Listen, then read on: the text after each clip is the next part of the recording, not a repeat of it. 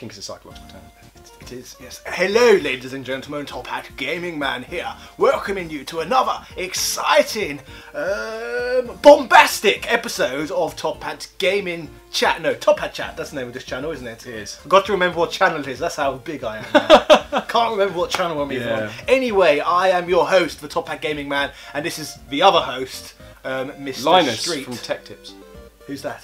Don't worry. So today we are going to be discussing toxic fandom. We are indeed. Nobody likes toxic fandoms because, quite frankly, I find them toxic. That would be the most obvious way to describe it. Yes. We're going to try and keep this relatively broad, but I know that you've broad and clean as well. Okay. We try. I'll try. You've had quite a lot of experiences with toxic fandoms. I have indeed. Across the board. You see, with a lot of the content I make, both on this channel and over on my own, Top Hat Gaming Man, I am rather outspoken and I try to look at different subjects from as many different angles as possible. Particularly, I like to explore things in directions they've never been taken in before, which I often do. Would you agree with that? Yes, what do you want to say? This reminded me of the first take of this video. We'll carry on. What toxic fandoms have you come across recently that have upset you? Well, to be fair, it's pretty well known on YouTube that the Nintendo fan base are absolutely horrible. Yeah. It's full of disgusting people. And from my experiences, I always notice, yes, if I have something negative to bring to the table regarding Nintendo, I will be attacked by these horrible people who have tied their entire identity to the Nintendo brand. So right. I deal with them a lot. However, I'm starting to think it's not necessarily a Nintendo thing, but more of someone who's into a particular style of game, and Nintendo just happen to offer a lot of these style of games. So like, no Mario, for example, and Pokemon. Yeah. What's other good examples? Kirby. They're all a little bit, how would you even put it, childish, would you say? Yeah, maybe. One video I made recently, which got even bigger backlash than the Nintendo content I've made, I made a negative video about Spyro. And you want to see Marie in that comment section. People were really upset about Spyro. You had negative things to say about Spyro? In a way. I hate you, I'm leaving. No, come back. The only bad thing I had to say about Spyro is I just didn't give a crap about it, because it always gets... Spyro games only get made off the back of trying to capitalise off other franchises, and by that point I don't care about the genre. So the original Spyro game was only made because Mario 64 and Crash were so successful, and then you had other games around it which came out before, like Croc and Banjo, so you've got all these good platformers. Yeah. By that point I'm bored of the 3D platforming genre because we've had loads, so by the time Spyro's out I'm not going to play that. Move on, we've got to move on to another genre. And the same thing's happened. They're only re-releasing the Spyro HD trilogy because the Crash one's done well, and because Mario Odyssey done well. Whoever makes Spyro, they're not thinking for themselves, they're just trying to cash grab, and that's what the whole context of the video was. Yeah, no, I can see your point. It's just very shallow, but the whole marketing behind Spyro. Yeah, I can see exactly what you're talking about. At the time it was going off the back of what was hot. And the same as now. It's only a cash grab franchise. It doesn't stand on its own 4 legs. Something like that. Oh god, you're full of jokes. So what other... you did a video recently on a PS3 and Vita game. Yes, basically I've been outspoken recently about a particular element of the anime fan base. Yeah. Can you even call it an anime fan? Because anime is a broad topic, isn't it? Yeah, I suppose so. But basically a certain game has been banned in my country for basically containing certain forms of media, which I don't agree with either, so I'm fully in support of the ban. And you've got people literally jumping down your throat in the comment section. Yeah, it's ridiculous how people can be so upset over a cartoon. Yeah. And that's what they're saying about me. Why am I so upset over a cartoon? Yeah. Well, it is amazing, but it's not. It's the context behind the cartoon or the game that is the problem. And anything that promotes it in that subject in any kind of positive light or enjoyable light, it's not necessary. No, I tried, when you first mentioned this to me a few days ago, tried to defend kind of free license to be able to create whatever it is you wish. And in almost any area, I can make a good argument for that. And I think I have done with you in the past. But for this, there's nothing. There is absolutely nothing you can defend about this. It's just absolutely abhorrent. It's ridiculous, but this is something, we're moving on from the actual the context. Something I found very amusing as well, people who didn't agree with me, they would accuse me of, for two different reasons, of being against it. And the first reason was because apparently I am a snowflake who wants to censor everything, and the other reason was apparently that I am a what's the opposite of a snowflake? That's what they call it. I don't know. The opposite of a snowflake.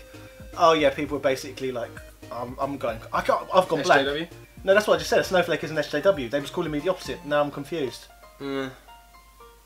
That's annoying. That's really annoying because are we going to do another take now? Because now we sound like idiots. No, we'll just carry on. We can't think what the opposite of a snowflake is. That's really annoying. You'll think about it in a bit. They were basically calling me a Nazi as well. Oh, that's the other thing. Okay, fair enough. Do you think that there's something about the types of character that draw people into these toxic fandoms?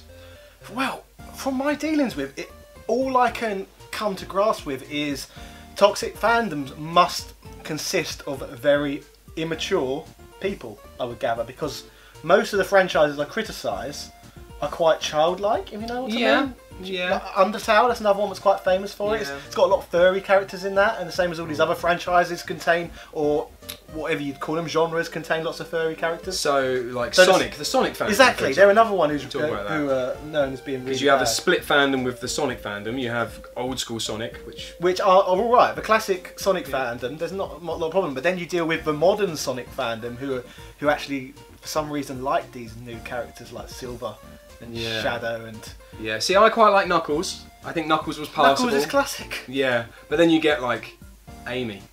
It's not wrong. Amy's that's the borderline there. That's the middle of it. That's the middle. So then it gets really questionable. So we get PA post Amy. Yeah, and then you got like Rogue the Bat, and it gets really creepy, and all the characters. Do you think it's something to do with it being a furry? The furry fandom. So you're saying the furry fandom is at the centre of all these other toxic fandoms? Possibly. I think so. I mean, everyone's got to have a kink. Is that, you shouldn't say that because furries get offended if that's what you call it. They say it's just a lifestyle. It's not a lifestyle, it's a kink. They say it's not related to that whatsoever. It's not, it's a kink. Let's be completely honest, it's a kink. Okay.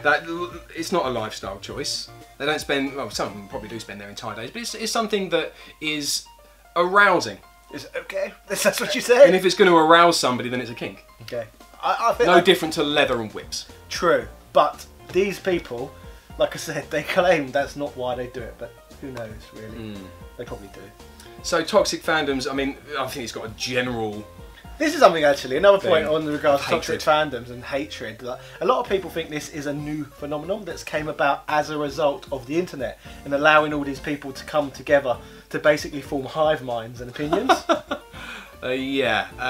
However, other counters to this, the man who used to make Digitizer, Mr. Bifo. Yeah, Mr. Biffo. I like to say Mr. Bifo. I know. You can take him some gravy. Yeah, Mr. Gravy Granules. Yeah, okay. But anyway, he used to be a journalist in the early 90s. Yes. And he upset the Amiga fandom because he did. The Amiga was falling apart at the time, and he was quite critical of it. And I think he stopped covering it altogether. But he was right. And yeah, exactly. But all the Amiga fans are going, "Ree, how dare you stop talking about the Amiga?" So it's been happening even before the internet, but. Us everyday normal people wasn't exposed to toxic fandoms because there wasn't a big internet. However, journalists, on the other hand, they were victims of toxic fandoms. So now it's more widespread. Yes, where before people would just send their angry letters to journalists and people like that about their opinions, but now everyone's a journalist technically. It's true. It's true though, isn't it? Well, we try. Yeah, I mean, I suppose it has been around for a long time. There's always been fans of everything. I mean, there was fans of Judaism before Jesus. That's true. It's very true. And there were lots of people. That was well before the internet by what, a few thousand years. Yeah, and there used to be people like 2000. That's another thing as well. Speaking of fan bases, and that, have you noticed when a religion loses its fans, it becomes mythology instead of a religion? What's that about? Is that what's going to happen with Sonic? What? It becomes a mythology instead of a religion. Yeah, it's not going to have any fans anymore. It's going to be like, oh no, yeah. No, it didn't exist. So I suppose the Amiga's mythology now. Yeah, it is. Yeah, that's exactly the myth of. Maybe that can be your next Top Hat game. Is the Amiga a myth? Yeah. Yeah. Do you reckon there'd be someone going, "Read, the Amiga's alive" in this comment section? Amiga mythology. Yeah. Yeah. Okay, so have we got anywhere else to go on this? Or Well, there's so much to talk about these horrible people, isn't there? Star Wars?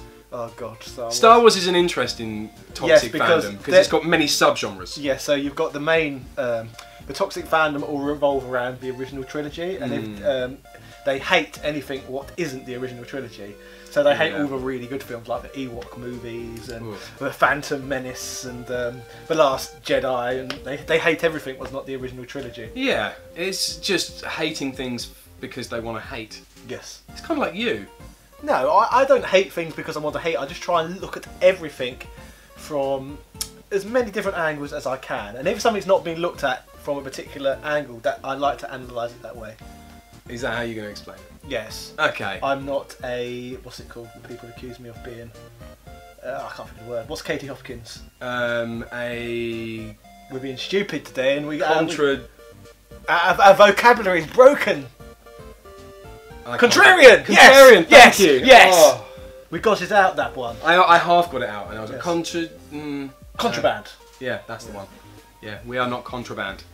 But yes, ladies and gentlemen, I think that will round this one up. So. Yeah, we would ask you if you're involved in any toxic fandoms that you want to tell us about. Which toxic fan base are you a member of? Let us know in the comment section. We would love to know that. Yeah, and don't tell us about your kinks.